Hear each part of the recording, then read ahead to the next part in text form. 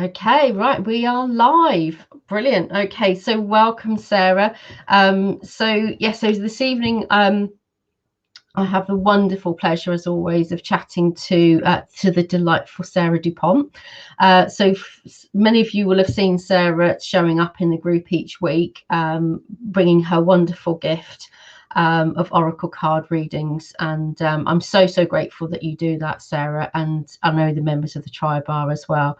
You're also an incredibly supportive member of the VIP club. Okay, so welcome. So Sarah, for those of you that haven't met, for people that haven't met you, who are you and what do you do?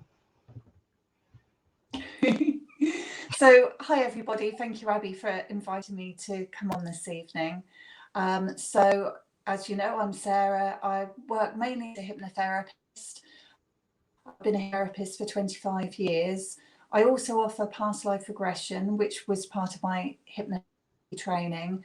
And more recently, I've started offering oracle card readings and Reiki and Rahani healing as well. Wonderful, amazing. Okay, so we'll be hearing a bit more about that in a moment as well. So let me ask you, Sarah, how did you first get into that? I mean, did you leave school and say, I'm going to be a hypnotherapist? Oh no, I didn't know what I wanted to do when I left school. Yeah. I kind of just found a way. I was going to go to college and follow what my friend was doing. And then the lady that I was working for doing some cleaning so I could have some pub money offered me a YTS job in the opticians where she worked. So the hypnotherapy I found from going for hypnotherapy myself, I'm finding that with relationships, I had a lot of jealousy issues, which I was well aware the pattern was repeating, and it actually wasn't anything to do with the other person, it was to do with me. So I went to seek some hypnotherapy and found it very helpful. A little bit later, it still hadn't entered my radar as something I thought I might do. And then I went on a one-day self-hypnosis course with a lady I clicked with a lot more than the hypnotherapist I originally went to. And that was fantastic. And at the time I was doing a basic counselling course because I knew that I wanted to do something where I could choose my own hours and work for myself when I went on to have kids. So I was doing the counselling, but I knew it wasn't quite right for me. And then I saw an advert for the hypnotherapy school that I trained with, and immediately I knew that I thought, that's it, that's exactly what I want to do. So I was lucky enough, I was under the age bracket at the time. It shows how long ago it was. I was under the age bracket of their requirements. But I went up to London for the interview to go on the course and got accepted. And over 3 years, going up at weekends, going up to do training and going up to London for supervision as well. So when I left the course, I was certainly felt a very different person to the person that I was joined, because we spent 3 years practicing all the techniques on each other. So I was no longer frightened of spiders. I stopped smoking from watching them do a demonstration on somebody else on the course. Wow. So a very, very different person to the person I was when I first started.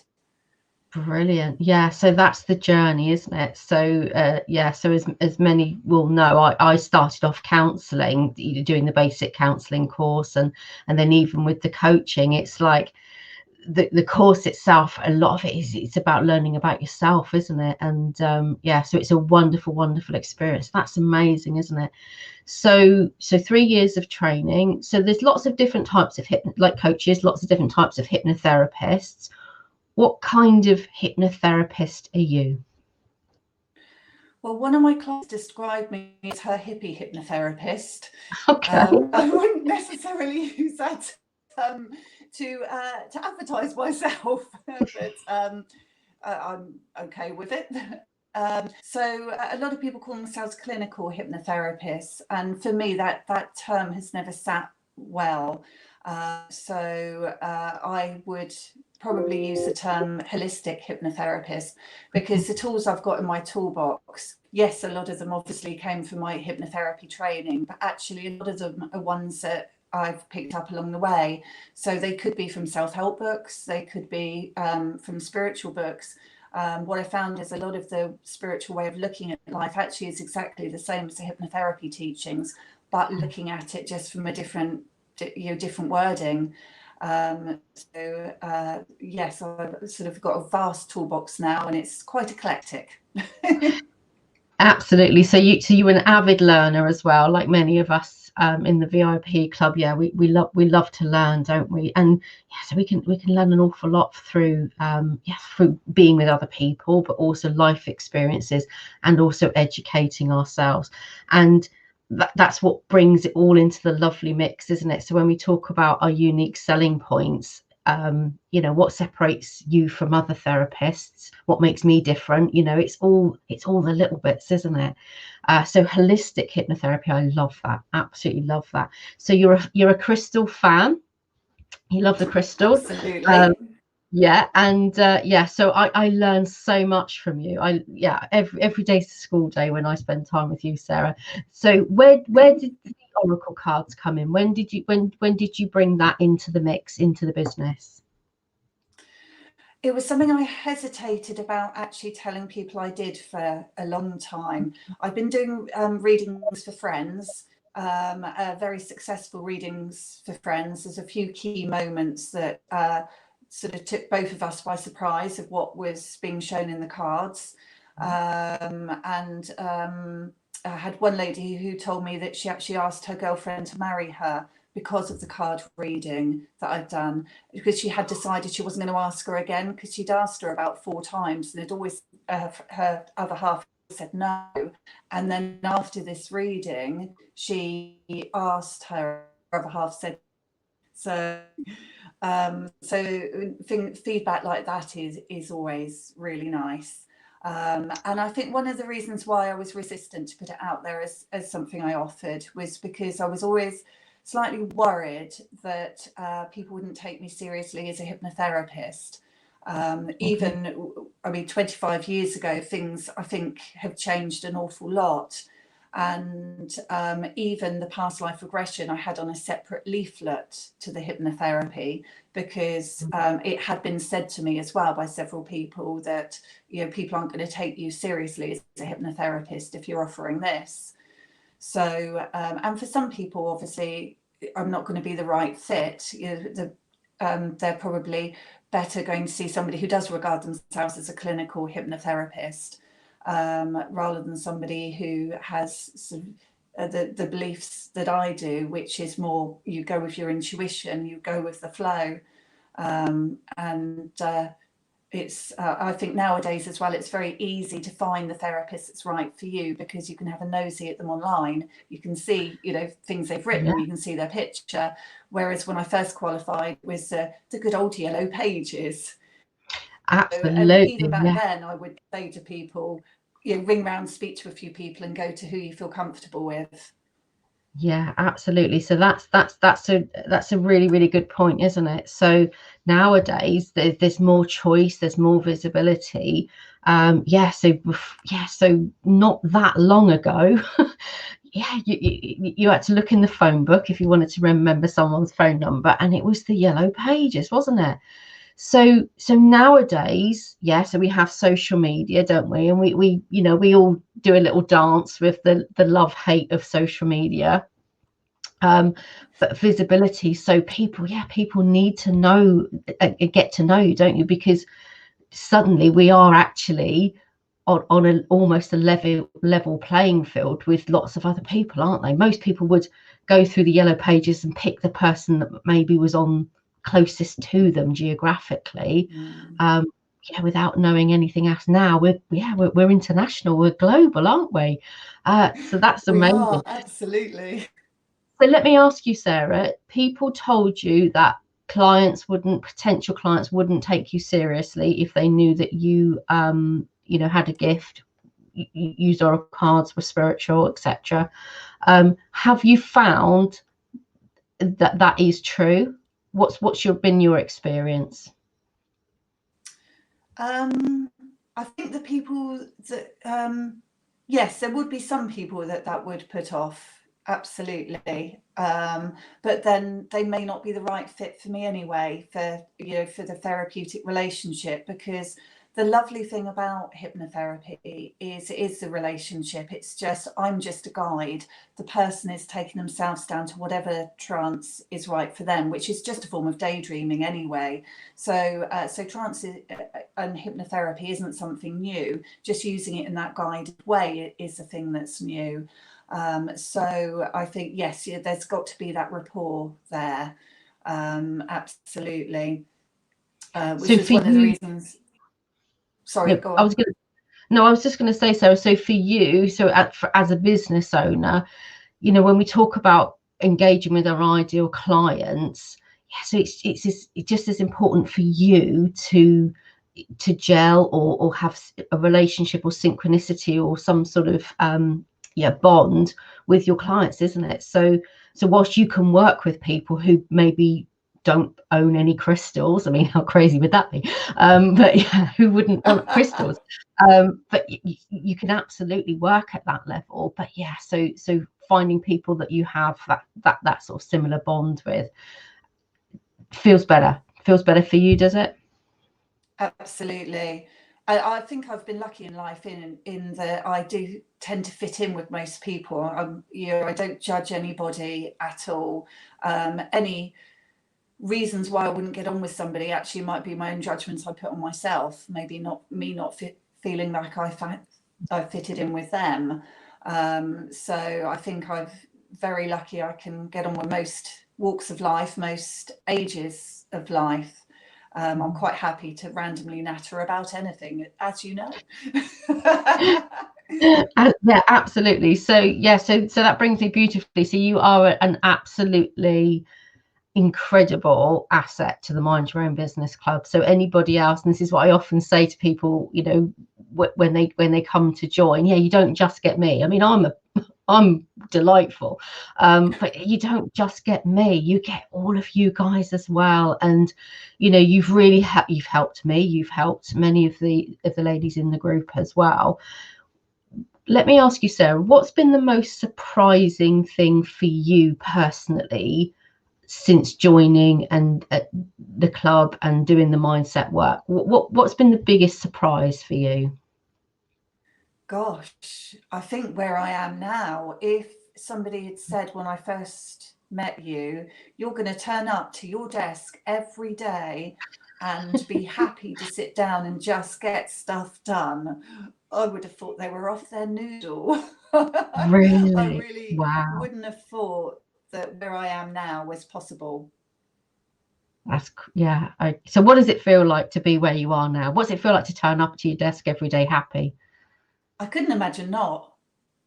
I really couldn't imagine not turning up to my desk every day. And I just, yeah, I'm very, very comfortable, very happy.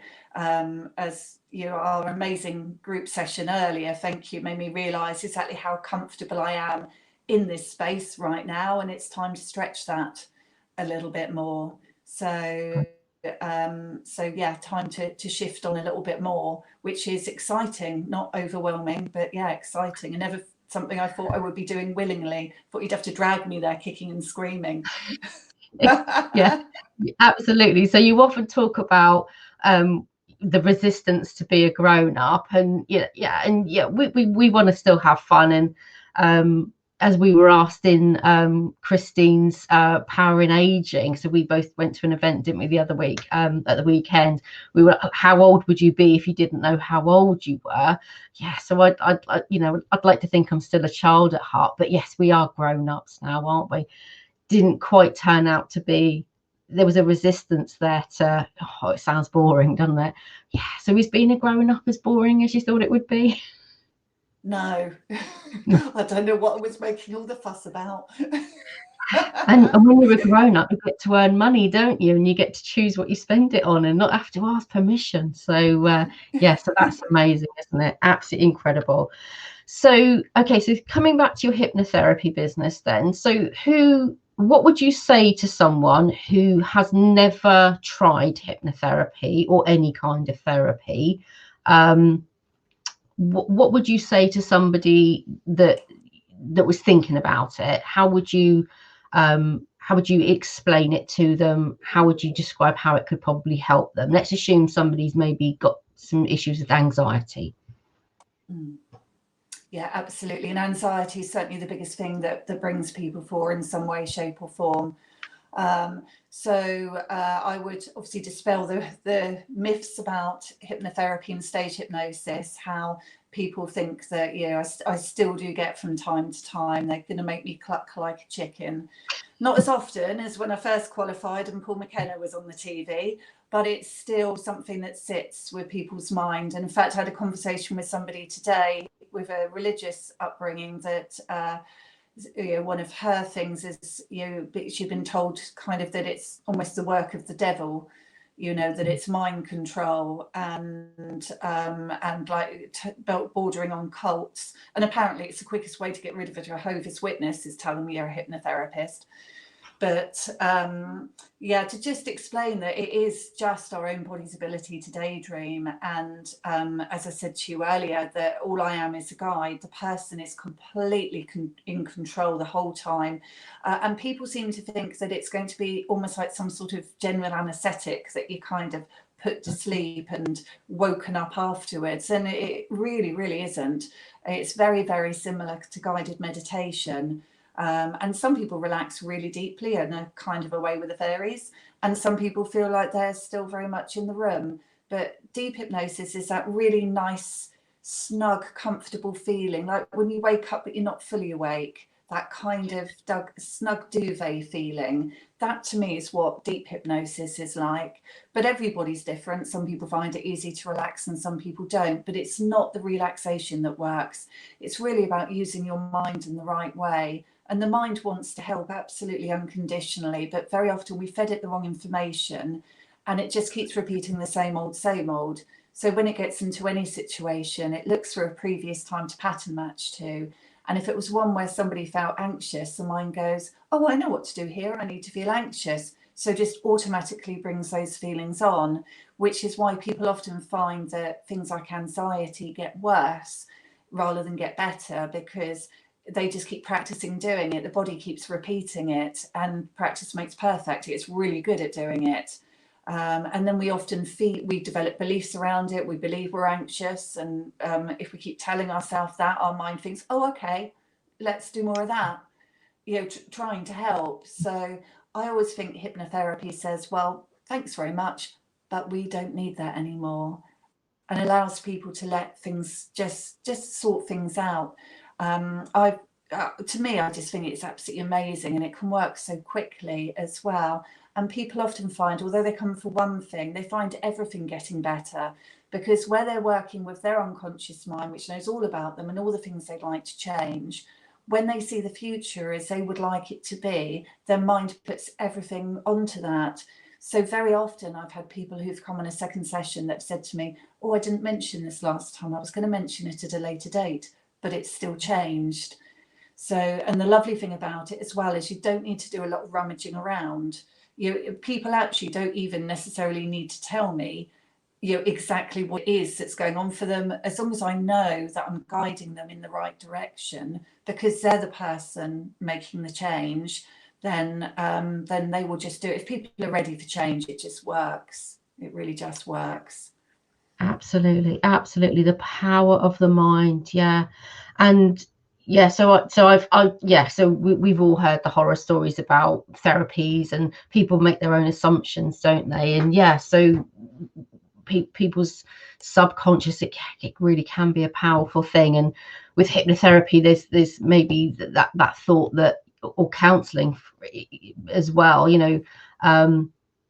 When I began as a coach, I found myself, because I started as a life coach, you know, I was saying to people, I don't need to know your deepest, darkest secrets. I'm not going to ask you to tell me, you know, it's not about that, you know. And I think there's always that sort of fear that you know, someone's going to, you know, really dig deep. Whilst it's powerful stuff, let's be clear, it can be powerful.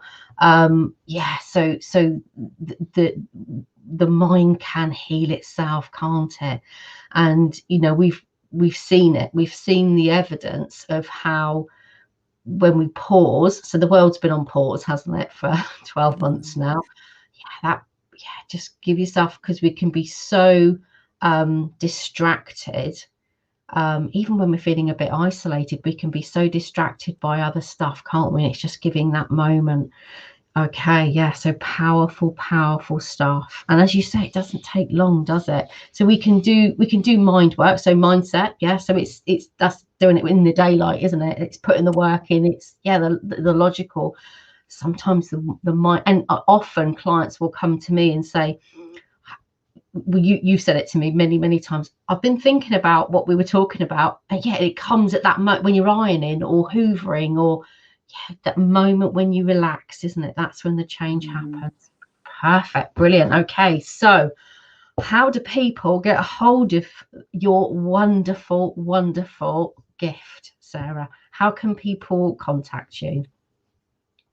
Well, so many people nowadays are using the Facebook option.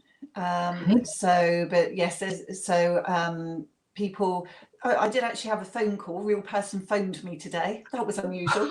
She Crazy. had messaged me first, but yes, she phoned me. So it's always strange when the phone rings and it's a number you don't know now.